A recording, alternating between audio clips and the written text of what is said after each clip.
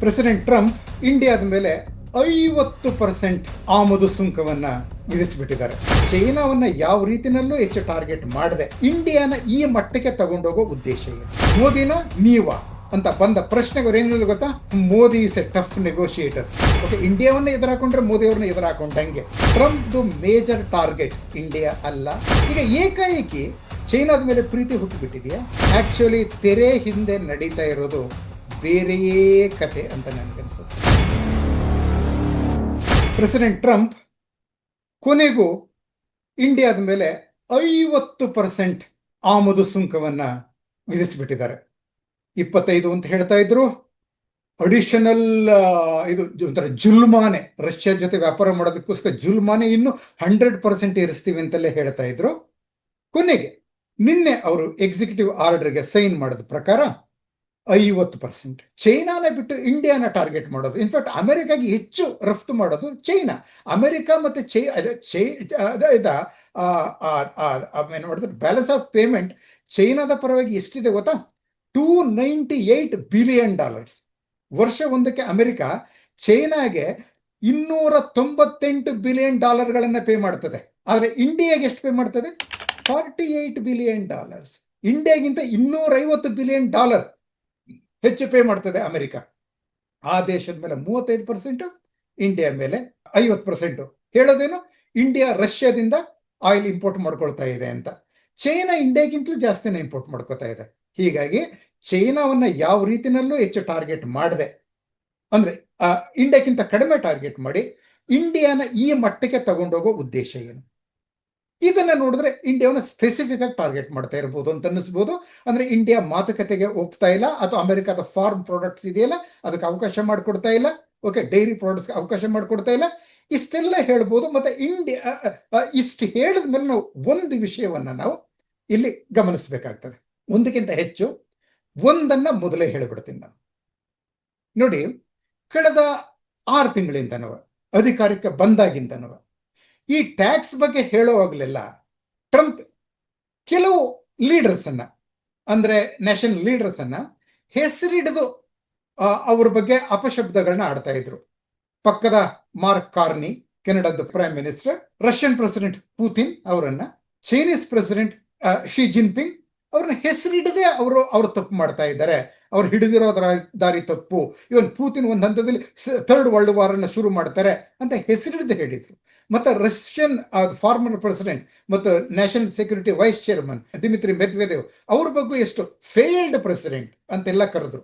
ಅಂದ್ರೆ ಇವನ್ Brazil president ಅವರನ್ನು ಸಹ ಅವ್ರ ಬಗ್ಗೆನೂ ಸಹ ಹೆಸರಿಡದು ತಪ್ಪು ಮಾತಾಡಿದ್ದಾರೆ. ಯುಕ್ರೇನಿಯನ್ ಪ್ರೆಸಿಡೆಂಟ್ ಝೆಲೆನ್ಸ್ಕಿ ಅವರನ್ನ ಆ ವೈಟ್ ಹೌಸ್ಗೆ ಕರೆದು ಅವಮಾನ ಮಾಡಿದ್ದಾರೆ. ಹಾಗೆ ಸೌತ್ ಆಫ್ರಿಕಾದ ಪ್ರೆಸಿಡೆಂಟ್ ಸಿರಿಲ್ ರಾಮಫೋಸಾ ಅವರನ್ನು ಸಹ ಎದುರು ಕೂರಿಸಿಕೊಂಡು ಅವಮಾನ ಮಾಡಿದ್ದಾರೆ. ಆದರೆ ಒಂದು ಮಾತನ್ನ ಗಮನಿಸಿ, ಇಂಡಿಯನ್ ಪ್ರೈಮ್ ಮಿನಿಸ್ಟರ್ ಮೋದಿ ಅವರನ್ನ ಹೆಸರಿಡೋದು ಅವರು ಏನೂ ಅಪಶಬ್ದ ಆಡಿಲ್ಲ.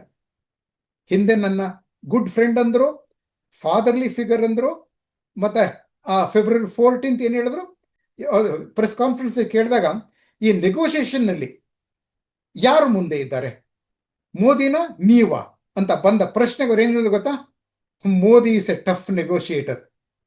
There is no contest at all between me and him. ಅಂದ್ರೆ ನನ್ನ ಮತ್ತು ಅವ್ರ ನಡುವೆ ಸ್ಪರ್ಧೆನೇ ಇಲ್ಲ, ಅವ್ರು ನನಗಿಂತಲೂ ಘಾಟಿ ಅಂತ ಹೇಳಿದ್ರು. ಮೆಚ್ಚುಗೆಯಿಂದ ಹೇಳಿದ್ರು, ಬೇಸರದಿಂದ ಅಲ್ಲ, ಹೊಟ್ಟೆ ಕಿಚ್ಚಿನಿಂದ ಅಲ್ಲ, ಮೆಚ್ಚುಗೆಯಿಂದ ಹೇಳಿದ್ರು ಮೋದಿಯವರ ಬಗ್ಗೆ. ಅನಂತರೂ ಸಹ ಇಷ್ಟೆಲ್ಲ ಮಾಡುವಾಗನು ಟ್ಯಾಕ್ಸ್ ಬಗ್ಗೆ ಮತ್ತೆ ಮತ್ತೆ ಮಾತಾಡಿದಾಗಲೂ ಅಟ್ಲೀಸ್ಟ್ ನನಗೆ ತಿಳಿದಾಗೆ ಮೋದಿ ಅವರ ಬಗ್ಗೆ ಅವರು ವೈಯಕ್ತಿಕವಾಗಿ ತಪ್ಪು ಮಾತನ್ನ ಆಡಿಲ್ಲ. ಆಡ್ತಾ ಇರೋದು ಇಂಡಿಯಾ ಮೇಲೆ ಟ್ಯಾಕ್ಸ್ ಹಾಕ್ತೀವಿ ಅಂತ, ಇಂಡಿಯಾ ಟ್ಯಾರಿಫ್ ಕಿಂಗ್ ಅಂತ, ಇಂಡಿಯಾ ಚೀಟ್ ಮಾಡ್ತಾ ಇದೆ ಅಂತ ಅವರು ಕೆಲವರು ಇದು ಹೇಳಿದ್ರು. ಮತ್ತೆ ಲಿಂಡ್ಸೆ ಗ್ರಹಾಮ್ ಸೆನೇಟರ್ ಹೇಳಿದ್ದೇನೋ 500% ಟ್ಯಾಕ್ಸ್ ಹಾಕ್ತೀವಿ ನಾವು, ಬ್ಲಡ್ ಮನಿ ರಷ್ಯಾ ಕೊಡ್ತಾ ಇರೋದು ಅಂತೆಲ್ಲ ಹೇಳಿದ್ರು. ಆದರೆ ಮೋದಿ ಅವರ ಹೆಸರಿಡಿದು ಯಾರು ಏನು ಮಾತಾಡ್ತಾ ಇಲ್ಲ. ಉಳಿದ ಎಲ್ಲಾ ಮೇಜರ್ ಲೀಡರ್ಸ್ ಅನ್ನ ಹೆಸರಿಡದು ಅವಮಾನಿಸಿದ್ದಾರೆ. ಇದರ ಅರ್ಥ ಏನು? ಮೋದಿ ಅವರನ್ನ ಓಪನ್ ಆಗಿ ಎದುರಾಕೊಳ್ಳೋದಕ್ಕೆ. ಓಕೆ, ಇಂಡಿಯಾವನ್ನ ಎದುರಾಕೊಂಡ್ರೆ ಮೋದಿ ಅವ್ರನ್ನ ಎದುರಾಕೊಂಡಂಗೆ ಆಯ್ತು. ಆದ್ರೆ ಇನ್ಫ್ಯಾಕ್ಟ್ ಹೆಸರಿಡದು ಅವಮಾನಿಸಿದಾಗಿದ್ದ ಇದೆಯಲ್ಲ, ಅದರ ಅರ್ಥ ಬೇರೆನೇ ಆಗೋಗ್ತದೆ. ಟ್ರಂಪ್ ಅದನ್ನ ಮಾಡಿಲ್ಲ. ಇಷ್ಟಾಗಿ ಆಕ್ಚುಲಿ ಅಂದ್ರೆ ಏನ್ ನಡೀತಾ ಇರಬಹುದು ನನಗನ್ಸುತ್ತೆ, ನಾವು ಏನ್ ನೋಡ್ತಾ ಇದ್ದೀವೋ, ಏನ್ ಕೇಳಿಸ್ಕೋತಾ ಇದ್ದೀವೋ ಆಕ್ಚುಲಿ ತೆರೆ ಹಿಂದೆ ನಡೀತಾ ಇರೋದು ಬೇರೆಯೇ ಕತೆ ಅಂತ ನನಗನ್ಸುತ್ತೆ. ಪೆಲೇಡಿಯಂ ಅಂದ್ರೆ ಅದರ ನ್ಯೂಕ್ಲಿಯರ್ ಇದಕ್ಕೆ ಪವರ್ ಪ್ಲಾಂಟ್ ಬೇಕಾದಂತ ಪೆಲೇಡಿಯಂ ಅನ್ನು ಇಂಪ್ರೂವ್ ಮಾಡ್ಕೋತಾ ಇದೆ. ಯುರೇನಿಯಂ ಅದು ಆಕ್ಚುಲಿ ಎನ್ರಿಚ್ಡ್ ಯುರೇನಿಯಂ. ರಷ್ಯಾದಲ್ಲಿ ಯುರೇನಿಯಂ ತುಂಬಾ ಇದೆ. ಅದು ಕಚ್ಚಾ ಯುರೇನಿಯಂನ ರಫ್ತು ಮಾಡಿದ್ರೆ ಹೆಚ್ಚು ಬೆಲೆ ಇಲ್ಲ ಅದಕ್ಕೆ. ಅದನ್ನ ಇದಕ್ಕೆ ಇದು ಮಾಡಬೇಕಾದ್ರೆ ಅಂತದ್ದು ಎಲೆಕ್ಟ್ರಿಸಿಟಿ ಪ್ರೊಡಕ್ಷನ್ ಮಟ್ಟಕ್ಕೆ ತರಬೇಕು ಅಂತ ಹೇಳಿದ್ರೆ 35ರಿಂದ 60% ಅಂತ ಎನ್ರಿಚ್ ಮಾಡಬೇಕಾಗ್ತದೆ. ರಷ್ಯಾದಲ್ಲಿ ಆ ಎನ್ರಿಚ್ಮೆಂಟ್ ಪ್ಲಾಂಟ್ಸ್ ತುಂಬಾ ಇರೋದ್ರಿಂದ ರಷ್ಯನ್ಸಕ್ಕೆ ಬಹಳ ಸುಲಭವಾಗಿ ಮತ್ತು ಬೇಗ ಎನ್ರಿಚ್ ಮಾಡಿ ಅದನ್ನ ಅಮೆರಿಕಾಗೆ ಮಾರ್ತಾ ಇದ್ದಾರೆ. ಅಮೆರಿಕ ತಗೋತಾ ಇದೆ ಅದನ್ನ. ಮತ್ತೆ ಫರ್ಟಿಲೈಸರ್ಸ್, ಕೆಮಿಕಲ್ಸ್ ಅದೆಲ್ಲವನ್ನು ಇಂಡಿಯಾ ಹೇಳ್ತು, ಪ್ರಕಟಣೆ ಹೊರಡಿಸ್ಬಿಟ್ಟು ನೀವು ಇಷ್ಟೆಲ್ಲ ಇಂಪೋರ್ಟ್ ಮಾಡ್ಕೋತಾ ಇದ್ದೀರಿ, ನಾವು ಆಯಿಲ್ ಬಗ್ಗಷ್ಟೇ ಯಾಕೆ ಇಷ್ಟು ಮಾತಾಡ್ತಾ ಇದ್ದೀರಿ ಇಂಡಿಯಾ ಕೇಳ್ತು. ಹಾಗೆ ಯುರೋಪಿಯನ್ ಯೂನಿಯನ್ಗೂ ಸಹ ಇಂಡಿಯಾ ಕನ್ನಡಿ ತೋರಿಸ್ತು ಅದ್ರ ಮುಖಕ್ಕೇನೆ. ನೀವು ಒಟ್ಟು ಆಯಿಲ್ ಅಂಡ್ ಗ್ಯಾಸ್ಗೆ $88 ಬಿಲಿಯನ್ ಇಂಪೋರ್ಟ್ ಮಾಡ್ಕೋತಾ ಇದ್ದೀರಿ. ನಾವು ಮಾಡ್ಕೋತಾ ಇರೋದು ಎಷ್ಟು? 69 ಬಿಲಿಯನ್. ಟ್ರಂಪ್ದು ಮೇಜರ್ ಟಾರ್ಗೆಟ್ ಇಂಡಿಯಾ ಅಲ್ಲ, ಚೈನಾ. ಪ್ರಾರಂಭದಲ್ಲಿ ನಾನು ನಿಮಗೆ ಹೇಳಿದೆ, ಚೈನಾ ಮೇಲೆ 145 ಅನ್ನೋದು 245% ಟ್ಯಾಕ್ಸ್ ಅನ್ನು ವಿಧಿಸ್ತೀನಿ ಅಂತ ಹೇಳಿ ಏನು ವಿಧಿಸಲಿಲ್ಲ, ಹೇಳಿಬಿಟ್ಟು ಈಗ 35% ಅಂತೆಲ್ಲ ಹೇಳ್ತಾ ಇದ್ದಾರೆ, ಇಂಡಿಯಾಗಿಂತ ಕಡಿಮೆ. ಆದ್ರೂ ಸಹ ನಾನು ಹೇಳ್ತಾ ಇದ್ದೀನಿ, ಟ್ರಂಪ್ದು ಪ್ರೈಮರಿ ಟಾರ್ಗೆಟ್ ಚೈನಾ. ಅವ್ರದ್ದು ಫಸ್ಟ್ ಪ್ರೆಸಿಡೆನ್ಸಿನಲ್ಲೂ ಅದನ್ನ ನೋಡಿದ್ವಿ, ಈಗಲೂ ಅದನ್ನೇ ನಾವು ನೋಡಿದ್ವಿ. ಮೊದಲ 2-3 ತಿಂಗಳು ಅದನ್ನೇ ನಾವು ನೋಡಿದ್ದು. ಈಗ ಏಕಾಏಕಿ ಚೈನಾದ ಮೇಲೆ ಪ್ರೀತಿ ಹುಟ್ಟುಬಿಟ್ಟಿದೆಯಾ? ಅಂದ್ರೆ ಚೈನಾನ ಟ್ರಂಪ್ ತಮ್ಮ ಫ್ರೆಂಡ್ ಅಂತ ಅಂದ್ಕೊಂಡಿದ್ದಾರೆ, ಬದಲಾಗೋಯ್ತು ಅಂತ? ಹಾಗೇನೂ ಇಲ್ಲ. ಟ್ರಂಪ್ ತೈವಾನ್ ವಿಷಯದಲ್ಲಿ ಚೈನಾ ಜೊತೆಯಲ್ಲಿ ಅಗ್ರೆಸಿವ್ ಪೋಸ್ಚರ್ ಕೊಡೋದಕ್ಕೆ ತಯಾರಾಗ್ತಾ ಇದ್ದಾರೆ, ನಂಬರ್ 1. ಎರಡನೇದು, ಇರಾನ್ ಮೇಲೆ ಮತ್ತೊಂದು ಯುದ್ಧ ಅಂದ್ರೆ ಇಸ್ರೇಲ್ ಮತ್ತೊಂದು ಯುದ್ಧವನ್ನು ಆರಂಭಿಸ್ತದೆ. ಆರಂಭಿಸುವಾಗ ಅಮೆರಿಕ ಅದರ ಸಪೋರ್ಟ್ಗೆ ನಿಲ್ಲಲೇಬೇಕಾಗ್ತದೆ. ಅದಕ್ಕೆ ಸಿಚುವೇಶನ್ ಅದು ಗ್ರೌಂಡ್ ಪ್ರಿಪೇರ್ ಆಗ್ತಾ ಇದೆ. ಮತ್ತೆ ಚೈನಾವನ್ನ ಕಂಟೈನ್ ಮಾಡಬೇಕಾದ್ರೆ ಏನು, ಮುಖ್ಯವಾಗಿ ಈ ಅರೇಬಿಯನ್ ಸಿ ವಲಯಕ್ಕೆ ಚೈನಾ ಬರಬಾರದು ಅಂತಂದ್ರೆ ನಾವು ಎಲ್ಲಿ ತಡೆಗೋಡೆ, ಎಲ್ಲಿ ಅಣೆಕಟ್ಟು ಕಟ್ಟಬೇಕು ಚೈನಾಗೆ? ಚೈನಾನ ತಡಿಬೇಕಾದ್ರೆ ಟ್ರಂಪ್ ಎಲ್ಲಿ ಡ್ಯಾಮ್ ಕಟ್ಟಬೇಕಾಗಿದೆ? ಪಾಕಿಸ್ತಾನದಲ್ಲಿ. ಯಾಕಂದ್ರೆ ಚೈನಾಗೆ ಇವನ್ ಅರೇಬಿಯನ್ ಸಿಗೆ ಬರಬೇಕಾದ್ರೆ ಎರಡೇ ದಾರಿಗಳಿರೋದು, ಒಂದು ಇಂಡಿಯಾ, ಒಂದು ಪಾಕಿಸ್ತಾನ. ಇಂಡಿಯಾ ಅಂತೂ ತನ್ನ ನೆಲದ ಮೂಲಕ ಚೈನಾವನ್ನ ಅರೇಬಿಯನ್ ಸಿ ಕಡೆಗೆ ಹೋಗೋದಕ್ಕೆ ಬಿಡೋದಿಲ್ಲ, ಇಂಪಾಸಿಬಲ್. ಪಾಕಿಸ್ತಾನ ಬಿಟ್ಟಿದೆ ಈಗಾಗಲೇ. China Pakistan economic corridor CPEC, ಅದ್ರ ಮೂಲಕ ಗ್ವಾಡಾರ್ ತನಕ ಚೈನಾ ಈಗೆಲ್ಲ ರೋಡ್ ಮಾಡ್ಕೊಂಡಿದೆ. ರೈಲ್ ಏನು ಆಗ್ತಾ ಇತ್ತು, ಆದ್ರೆ ಈಗ ಬಲೂಚಿ ಇದರಿಂದ ನಿಂತೋಗಿದೆ ಅದು. ಆದ್ರೆ ಆಕ್ಚುಲಿ ಚೈನಾ ಡೈರೆಕ್ಟ್ ಆಗಿ ಪಾಕಿಸ್ತಾನ ನೆಲದ ಮೂಲಕ ಅರೇಬಿಯನ್ ಸಿಗೆ ಬರುವಂತ ಸ್ಥಿತಿನಲ್ಲಿ ಈಗ ಇದೆ, ರಸ್ತೆ ಮೂಲಕ. ಈಗ ಇರಾನ್ ಅನ್ನ ಕಂಟೈನ್ ಮಾಡಬೇಕಾದ್ರೆ, ಚೈನಾ ಅರೇಬಿಯನ್ ಸಿಗೆ ಬರೋದನ್ನ ತಡಿಬೇಕಾದ್ರೆ ಎಲ್ಲಿ ಕೊಕ್ಕೆ ಹಾಕಬೇಕು? ಪಾಕಿಸ್ತಾನದಲ್ಲಿ. ನಾವು ಚೈನಾನ್ನೇ ತಗೊಳ್ಳೋಣ. ಪಾಕಿಸ್ತಾನದ ಬಾಗಿಲನ್ನ ಚೈನಾಗೆ ಮುಚ್ಚಿದ್ರೆ ಆಗ ಅರೇಬಿಯನ್ ಸಿಗೆ ಚೈನಾ ನೇರ ಬರೋದಕ್ಕಾಗೋದಿಲ್ಲ. ಅದು ಈಗಾಗಲೇ ನಡೀತಾ ಇದೆ. ಓಕೆ, ಈಗ ನೋಡಿ, ಚೈನಾ ಮತ್ತೆ POK ಬಾರ್ಡರ್ ಇದೆಯಲ್ಲ, ಅಲ್ಲಿ ಕಳೆದ ಜನವರಿ ಅಂದ್ರೆ ನಿಮ್ಗೆ ನೆನಪಾಗ್ತದಲ್ವಾ, ಟ್ರಂಪ್ ಅಧಿಕಾರಕ್ಕೆ ಬಂದಾಗಿಂದ ಅಲ್ಲಿ ಲೋಕಲ್ ಜನ ಚೈನೀಸ್ ಟ್ರಕ್ಗಳು ಪಾಕಿಸ್ತಾನದ POK ಒಳಗಡೆ ಬರೋದಕ್ಕೆ ಬಿಡ್ತಾ ಇಲ್ಲ.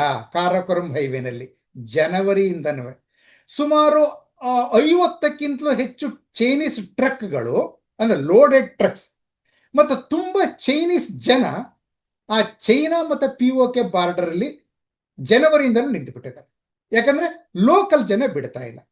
ಅವರನ್ನೆಲ್ಲ ಚದುರಿಸಿ ಚೈನೀಸ್ ವೆಹಿಕಲ್ಸ್ ಒಳಗೆ ಬರೋದಕ್ಕೆ, POK ಅನಂತರ ಪಾಕಿಸ್ತಾನಕ್ಕೆ ಬರೋದಕ್ಕೆ ತಗೋಬೇಕಾದಂತ ಕಾರ್ಯಕ್ರಮಗಳನ್ನ ಪಾಕಿಸ್ತಾನಿ ಆರ್ಮಿ ತಗೋತಾ ಇಲ್ಲ. ಇದರ ಅರ್ಥ ಏನು? ಆಲ್ರೆಡಿ ಚೈನೀಸ್ ಪಾಕಿಸ್ತಾನಕ್ಕೆ ಬರೋ ರೂಟ್ ಬ್ಲಾಕ್ ಆಗಿದೆ POK ನಲ್ಲೇ. ಅವ್ರದ್ದು ಆಕ್ಚುಲಿ ಸರಕು ತುಂಬಿದ ವೆಹಿಕಲ್ಗಳು ಅವುಗಳು ಬರ್ತಾ ಇಲ್ಲ ಅಂತ ಹೇಳಿದ್ರೆ ಚೈನೀಸ್ ಆರ್ಮಿಸು ಬರೋಕ್ಕಾಗೋದಿಲ್ಲ. ಅಂದ್ರೆ ಗ್ವಾಡಾರ್ಗೂ ಚೈನಾಗೂ ಇರುವಂತ ರೂಟ್ ಜನವರಿಯಿಂದ ಬಂದಾಗಿದೆ. ಪ್ರಪಂಚಕ್ಕೆ ಗೊತ್ತಿಲ್ಲ, ಆದ್ರೆ ಕೆಲವು ಜನಕ್ಕೆ ಗೊತ್ತಿದೆ ಅದು. ಆಯ್ತಾ? ಸೊ ಹೀಗಾಗಿ ನಾನು ಹೇಳ್ತಾ ಇದ್ದೀನಿ ಆ ಮಾತನ್ನ. ಜನವರಿಯಿಂದ ಕೂತು ಬಿಟ್ಟಿದ್ದಾರೆ ರಸ್ತೆನಲ್ಲಿ ಜನ. ಅವರು ಅಮೆರಿಕಾದ ಅಥವಾ ಇಂಡಿಯಾ ಅಥವಾ ಎರಡರ ಜಾಯಿಂಟ್ ಸಪೋರ್ಟ್ ಇಲ್ಲದೆ ಆ ರೀತಿ ಮಾಡಕ್ಕಾಗ್ತದ? ಇದರ ಅರ್ಥ ಏನಾಗಿದೆ? ಪಾಕಿಸ್ತಾನವನ್ನ ತಮ್ಮ ಕಡೆ ಸೇರಿಸಿಕೊಂಡು ಚೈನಾವನ್ನ ಅರೇಬಿಯನ್ ಸಿ ಕಡೆ ಬರೋದಕ್ಕೆ ತಡೆಯೋದು, ಮತ್ತೆ ಇರಾನ್ನ ಸುತ್ತುವರಿಯೋದಕ್ಕೂ ಸಹ, ಯಾಕಂದ್ರೆ ಆ ಕಡೆ ಅರೇಬಿಯಾ, ಇರಾಕ್, ಜೋರ್ಡಾನ್ ಎಲ್ಲವೂ ಸಹ ಅಮೆರಿಕದ ಪರವಾಗಿವೆ. ಅಂದ್ರೆ ಚೈನಾನ ಅರೇಬಿಯನ್ ಸಿಯಿಂದ ದೂರ ಇಟ್ಟುಬಿಟ್ಟು, ಗ್ವಾಡಾರಿಂದನೂ ಅವರನ್ನ ದೂರ ಇಟ್ಟುಬಿಟ್ಟು ಇರಾನ್ಗೆ ಪಾಠ ಕಲಿಸಿದ ಮೇಲೆ ಟ್ರಂಪ್ ಮತ್ತೆ ತಿರುಗೋದು ಚೈನಾದ ಕಡೆಗೇನೆ. ಆಯ್ತಾ? ಹೀಗಾಗಿ ಇಂಡಿಯಾದ ಮೇಲೆ ಇಷ್ಟೆಲ್ಲ ಟ್ಯಾರಿಫ್ ಎಲ್ಲ ಆಗ್ತಾ ಇರೋದು, ಅದನ್ನ ಆಕ್ಚುಲಿ ಮುಂದಕ್ಕೆ ಹಾಕೊಂಡು ಇವನು 7ನೇ ತಾರೀಕು ಆಗ್ಬೇಕಾಗಿದ್ದು 17ನೇ ತಾರೀಕು ಹೋಗಿರೋದು. ಇದರ ಅರ್ಥ Trump is buying time. Okay, ಹೀಗಾಗಿ ನಾನು ಎರಡನ್ನೂ ಹೇಳ್ತಾ ಇದ್ದೀನಿ. ನಿಜ, ಹೌದು, ಇಂಡಿಯಾ ಮೇಲೆ ಟ್ಯಾರಿಫ್ ಹಾಕಿ ಎಲ್ಲರೂ ಹೇಳ್ತಾ ಇದ್ದಾರಲ್ಲ, ನೀವೆಲ್ಲರೂ ಹೇಳ್ತಾ ಇದ್ದೀರಿ Trump is a bad Guy, tariff ಆಗ್ತಾ ಇದ್ದಾರೆ ಇಂಡಿಯಾ ಮೇಲೆ ಅಂತ. ಅದು ನಾನು ಇಲ್ಲ ಅನ್ನೋದಿಲ್ಲ. ನಾನು ಅದನ್ನ actually I don't reject that. ಆಯ್ತಾ? ಆದರೆ ಒಪ್ಕೋತೀನಿ, ಟ್ರಂಪ್ ಇಸ್ ಆಕ್ಚುಲಿ ಇಂಡಿಯಾದ ಎನಿಮಿ ನಂಬರ್ 1. ಆಯ್ತು, ನೀವು ಹೇಳೋ ಎಲ್ಲ ಮಾತನ್ನು ನಾನು ಒಪ್ಕೋತೀನಿ. ಆಯ್ತಾ? ಅಷ್ಟಾಗಿಯೂ ನಾನು ಇನ್ನೊಂದು ಚಿತ್ರಣವನ್ನು ನಿಮಗೆ ಕೊಡ್ತಾ ಇದ್ದೀನಿ. ಏನು? ಟ್ರಂಪ್ದು NY ಮತ್ತೆ ನಮ್ಮ ಪ್ರೈಮ್ ಮಿನಿಸ್ಟರ್ ಅವರ NY ಇಬ್ರು ಸಹ ಏಕಕಾಲದಲ್ಲಿ ಪುತಿನ್ ಅವ್ರ ಜೊತೆ ಇರೋದು, ಮಾತಾಡ್ತಾ ಇರೋದು. ಯಾರು ಗೊತ್ತು? ಸ್ಟೀವ್ ವಿಟ್ಕಫ್ ಮತ್ತೆ ಡೋವಲ್ ಮಾತಾಡೋದಿಲ್ಲ ಅಂತ ಹೇಳ್ಬೋದಾ ನಾವು ಮಾಸ್ಕೋದಲ್ಲಿ? ನಮಗೆ ಗೊತ್ತಿಲ್ಲ. ಆಕ್ಚುಲಿ ನಾವು ಸಾಮಾನ್ಯ ಜನ, ರಾಷ್ಟ್ರ ನಾಯಕರು, ರಾಷ್ಟ್ರಗಳು, ನಾವು ಸಾಮಾನ್ಯ ಜನರಿಗೆ ತಿಳಿದಕ್ಕಿಂತ ಎಷ್ಟೆಷ್ಟೋ ಕೆಲಸಗಳನ್ನ ಅವು ಒಳ್ಳೆಯದೇ ಇರ್ತವೆ ಅಂತ ಅನ್ಕೊಳ್ಳೋಣ. ಆಯ್ತಾ? ಹಿಂದೆ ಮಾಡ್ತಾ ಇರ್ತವೆ. ಅವ್ಯಾವುದು ಆಕ್ಚುಲಿ ಕ್ರಿಕೆಟ್ ಅಥವಾ ಹಾಕಿ ಆಟಗಳಲ್ಲ. ಲೈವ್ ಕಾಮೆಂಟ್ರಿ ಇರೋದಿಲ್ಲ, ತೆರೆ ಹಿಂದೆ ನಡೀತಾನೇ ಇರ್ತದೆ, ನಡಿಲೇಬೇಕು.